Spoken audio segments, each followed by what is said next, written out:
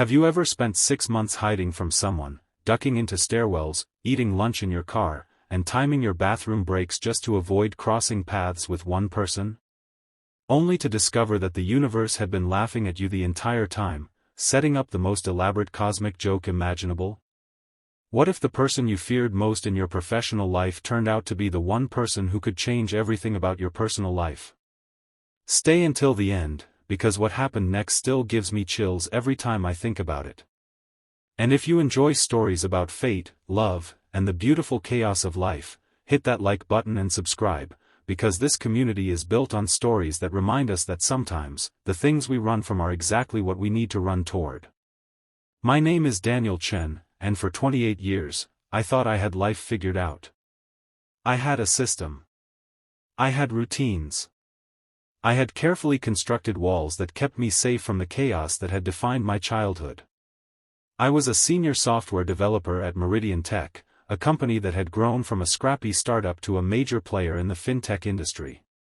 I was good at my job. Exceptional, even. But there was one thing I wasn't good at: people.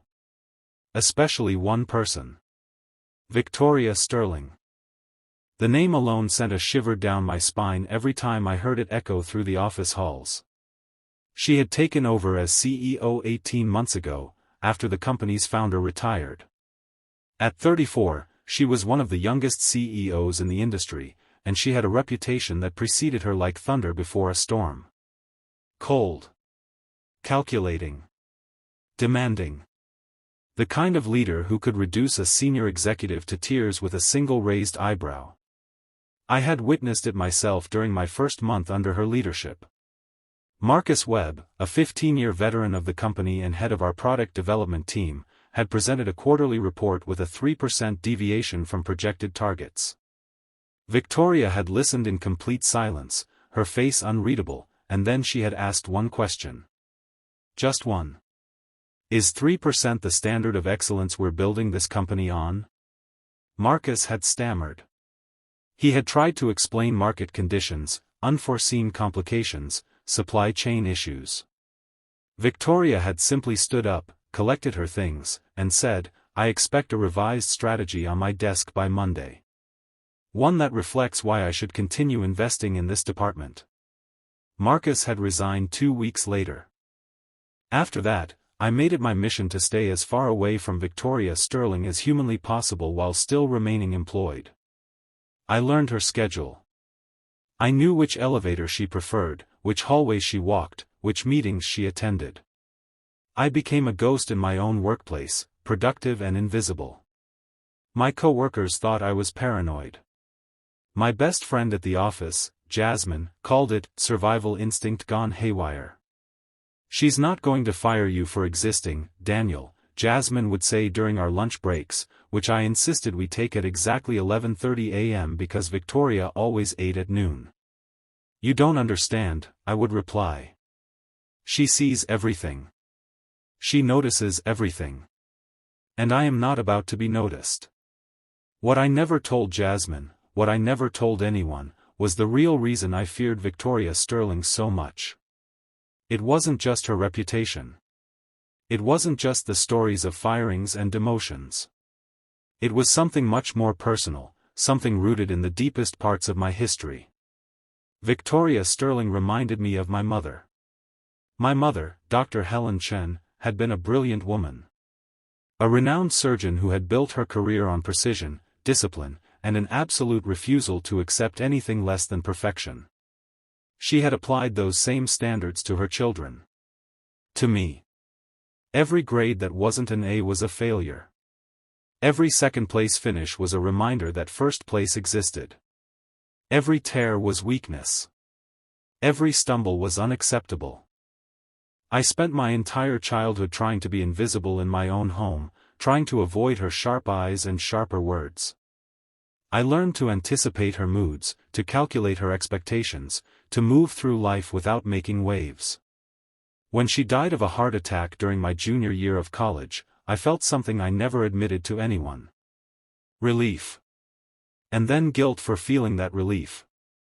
And then a profound emptiness because I realized I had spent so many years trying to avoid her that I never actually knew her. I never knew why she was the way she was. I never asked about her dreams, her fears, her regrets. That guilt shaped me. It made me the person who avoided conflict at all costs, who stayed silent in meetings, who preferred code to conversations because code never judged you. Code never made you feel small. So when Victoria Sterling walked into Meridian Tech with her piercing gaze and her impossible standards, every survival instinct I had developed since childhood kicked into overdrive. For 6 months, my strategy worked perfectly. I was promoted twice, recognized for my technical contributions through email commendations that never required face-to-face interaction. I was thriving in the shadows. And then my sister happened. "You need to start dating again," Michelle said during our weekly video call. She was 3 years older than me, married with 2 kids, and absolutely convinced that my happiness depended on finding a romantic partner. "I date," I protested weakly. "Daniel, your last relationship ended 2 years ago. And it lasted 3 months. That's not dating. That's barely an extended handshake." She wasn't wrong. After my ex-girlfriend Sarah had told me I was emotionally unavailable and impossible to really know, I had retreated further into my comfortable solitude. Dating required vulnerability. Vulnerability required risk. Risk led to pain. The equation was simple. "I'm setting you up on a blind date," Michelle announced. "Absolutely not. Too late. It's already arranged. Saturday night, 7 p.m., that Italian restaurant downtown, Bellini's. Her name is Tori. She's a friend of my friend Camille's. Successful, smart, recently out of a long-term relationship and looking for something real. She specifically asked for someone genuine, someone who isn't about playing games." "Michelle, I don't." "You're going." "I already gave her your number. She'll text you."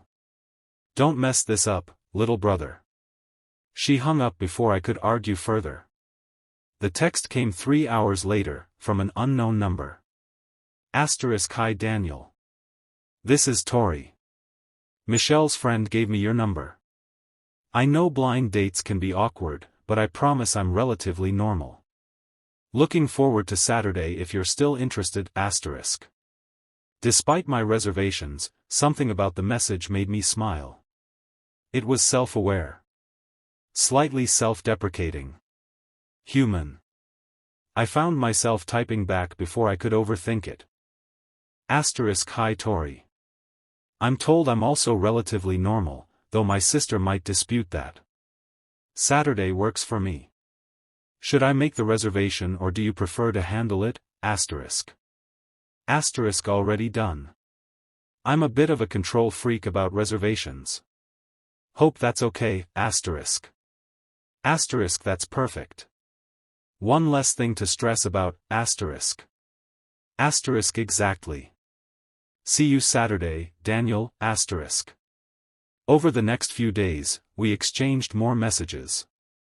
Nothing too deep, just the gentle probing of 2 strangers trying to determine if they might actually like each other. She told me she worked in business, which I assumed meant something in the corporate world.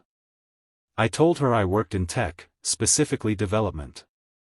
She mentioned loving old movies, particularly anything from the 1940s. I admitted my guilty pleasure was reality cooking shows. There's something honest about watching people fail at making soufflés, she wrote. It reminds me that perfection is overrated. That line stuck with me. Perfection is overrated. I had spent my entire life either chasing perfection or hiding from people who demanded it. Here was someone who seemed to understand that maybe the chase itself was the problem. By Friday night, I was actually looking forward to Saturday. For the first time in years, I felt something that resembled hope. Saturday arrived, and I stood in front of my closet for 20 minutes trying to decide between a blue button-down and a gray one. I finally settled on blue, because Jasmine once told me it brought out my eyes, and I needed all the help I could get. Bellini's was a cozy restaurant with exposed brick walls, soft lighting, and the kind of atmosphere that encouraged conversation. I arrived 15 minutes early, which was typical for me, and was led to a corner table with 2 place settings. At exactly 7 p.m., the door opened. And my entire world tilted on its axis. Walking toward me, in a burgundy dress that was nothing like her usual corporate attire, with her hair down in soft waves instead of her signature severe bun, was Victoria Sterling. My CEO. The woman I had spent 6 months treating like she was a natural disaster to be avoided at all costs. She spotted me at the same moment I spotted her. I watched her confident stride falter, her eyes widen, her lips part in what I could only describe as complete and utter shock. For a long moment, neither of us moved. Then she laughed. It was nothing like I expected. It wasn't sharp or mocking or cold. It was genuine and a little bit embarrassed and surprisingly warm. "Daniel Chen," she said, sliding into the chair across from me. "You're my blind date." "Miss Sterling," I managed to say, my voice strangled. This is a disaster," she offered, but she was still smiling. I was going to say unexpected. "I'm going to kill Camille," she muttered, shaking her head. "She set this up. She knows exactly who works for me. This has to be intentional." My brain was still trying to process the situation. Torai. Torai was short for Victoria. Of course it was. How had I not connected those dots? "I can leave," I said, already reaching for my wallet. "I completely understand if this is inappropriate. I don't want to make you uncomfortable, and I certainly don't want there to be any professional implications." "Daniel." Her voice cut through my rambling, firm but not unkind. "Sit down." I sat. "I'm not going to pretend this isn't complicated," she said, leaning back in her chair. "But I've been looking forward to this dinner all week. You were different in our texts. Genuine. That's rare in my experience." "I didn't know it was you," I admitted. "Obviously." A small smile played at her lips. "You wouldn't have been so relaxed if you did. You've been avoiding me for 6 months, you know." The blood drained from my face. "You noticed?" "I notice everything, Daniel. It's my job. You take the stairs when I take the elevator. You eat lunch an hour before everyone else. You volunteer for every remote project that keeps you off my radar." She tilted her head, studying me with those sharp eyes that had terrified me for months. "What I never understood was why. Your work is excellent. You have nothing to fear from me." The waiter appeared, mercifully giving me time to compose myself. We ordered wine and appetizers, and when he left, Victoria, Tori, was still waiting for an answer. "You remind me of someone," I finally said. "Someone from my past. Someone I could never be enough for." The words hung in the air between us. "Your mother," she said quietly. It wasn't a question. I stared at her. "How did you know?" "Because I've heard that before." She took a long sip of water. "From my sister. From my ex-fiancé. From friends I no longer have. You're not the first person to see my professional demeanor and assume it's all I am. I've been told I'm cold, intimidating, impossible to please. I've been compared to people's worst memories." She paused, and something vulnerable flickered across her face. "It's the loneliest feeling in the world, being reduced to a reputation." The confession hit me somewhere deep. In all my months of avoidance, I had never once considered that Victoria Sterling might be lonely. That the pedestal of power she stood on might actually be a prison. "I'm sorry," I said. "I made assumptions.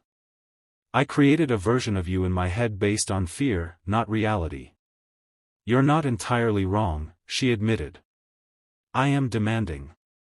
I do have high standards. But there's a difference between expecting excellence and being cruel. I learned that difference the hard way. What do you mean? She was quiet for a moment, tracing the rim of her wine glass with one finger.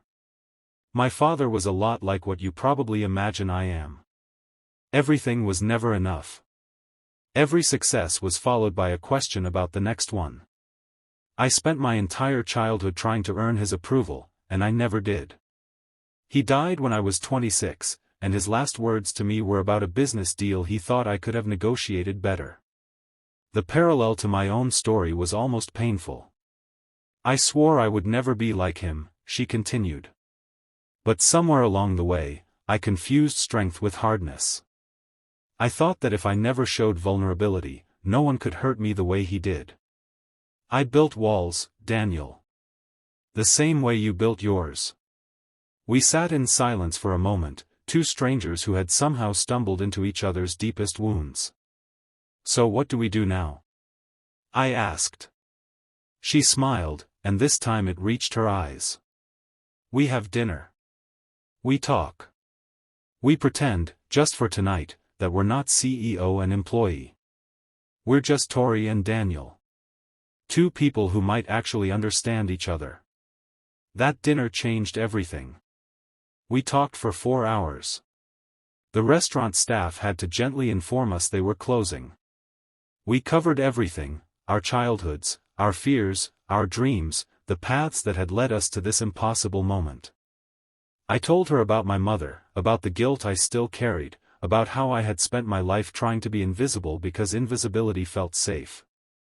She told me about the expectations that came with being a woman in leadership, about how every decision was scrutinized differently, about how she had sacrificed relationships and friendships in the pursuit of success that was supposed to feel more fulfilling than it did. Do you ever regret it? I asked. The choices you made to get here? Every day, she admitted. And never. It's complicated. I'm proud of what I've built. But I'm tired of building it alone. When we finally left the restaurant, the city was quiet and the stars were visible above the urban glow. This was not what I expected tonight to be, I said. Better or worse?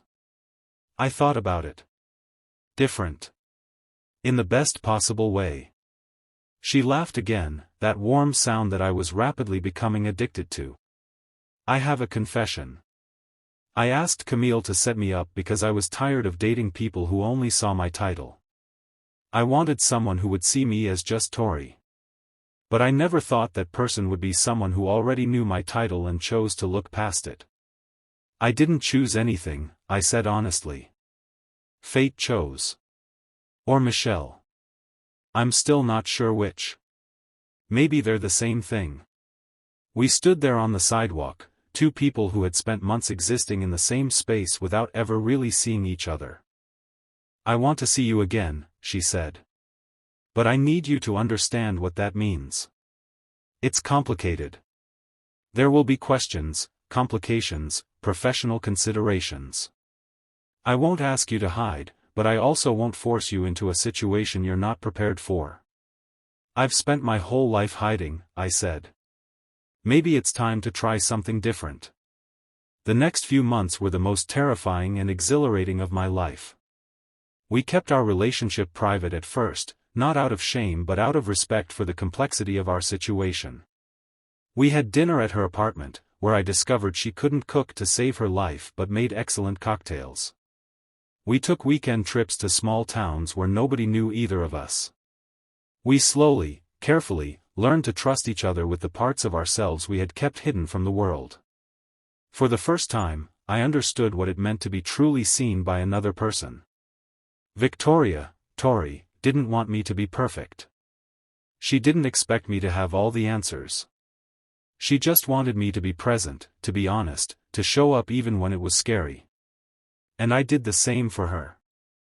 I learned that behind the CEO exterior was a woman who cried during sad movies, who had a secret obsession with gardening, who worried constantly that she wasn't doing enough for the people who worked for her.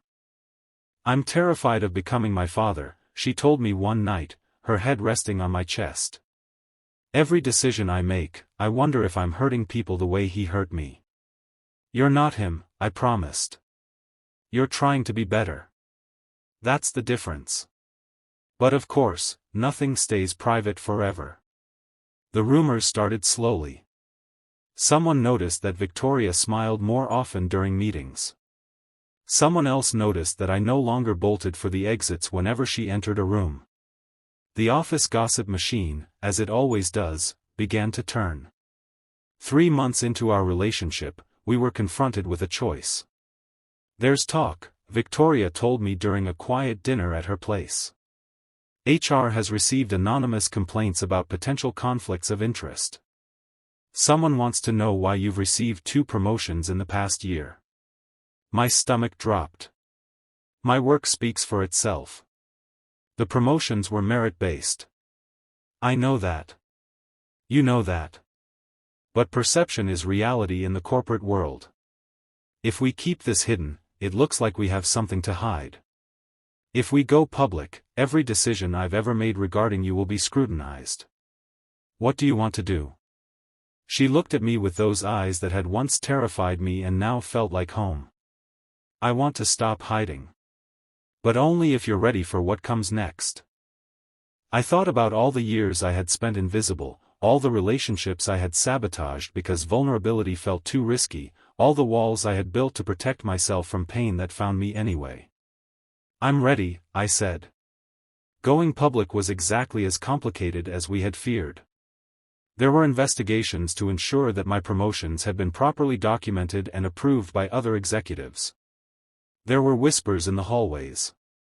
There were people who assumed the worst and people who celebrated what they saw as a romance novel come to life. The hardest part was the board meeting. Victoria had to address the relationship formally, to answer questions about how decisions would be made going forward to avoid any appearance of favoritism. I waited outside the conference room for 3 hours, my anxiety climbing with every passing minute. When she finally emerged, her face was unreadable. Well? I asked, my voice barely above a whisper. They're not happy, she said slowly.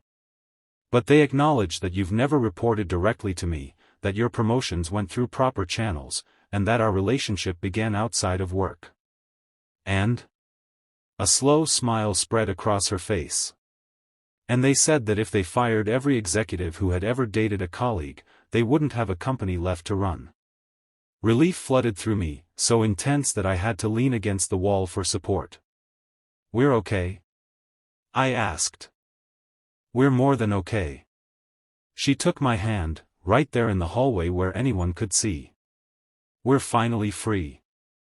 1 year later, I stood in front of our closest friends and family and watched Victoria walk toward me in a simple white dress, her face radiant with a joy I had never seen in the intimidating CEO I once feared.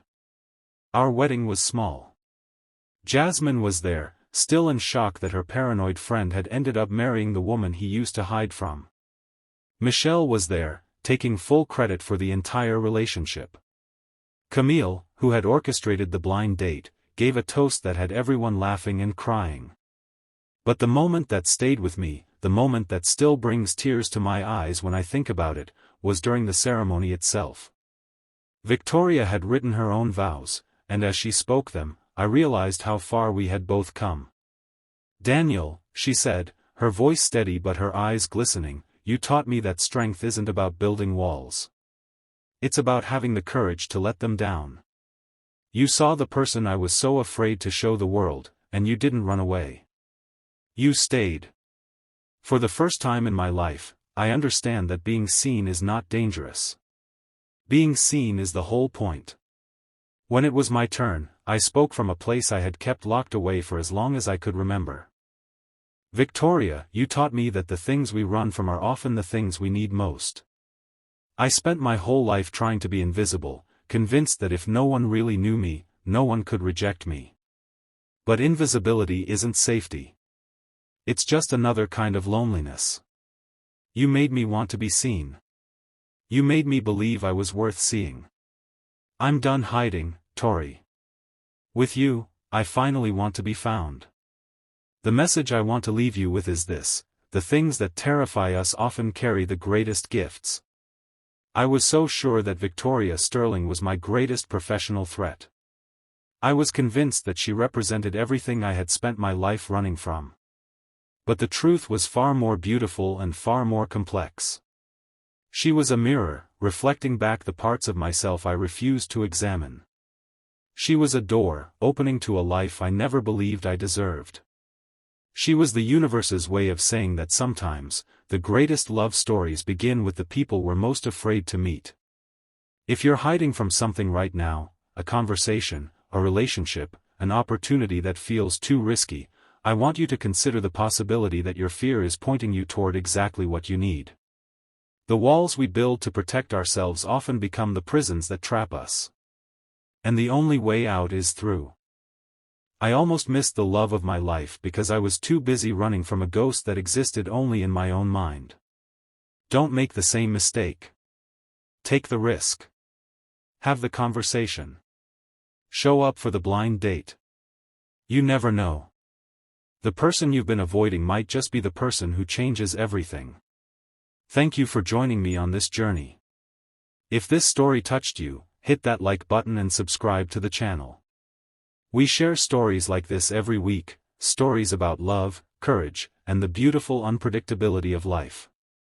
Leave a comment telling me about a time when something you feared turned out to be a blessing in disguise. I read every single one. Until next time, remember, sometimes the best things in life are hiding in the places we're most afraid to look.